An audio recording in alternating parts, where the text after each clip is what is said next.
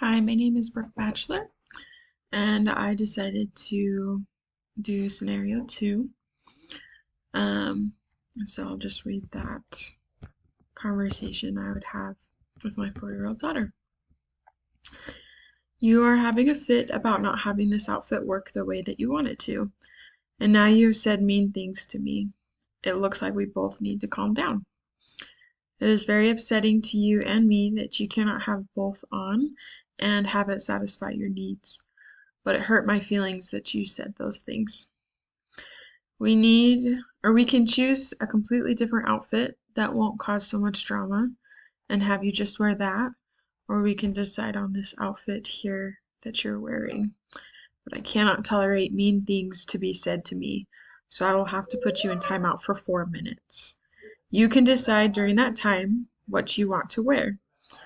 But next time, let's talk it out nicely and calm down before we get angry about our situations. We'll be a lot happier that way.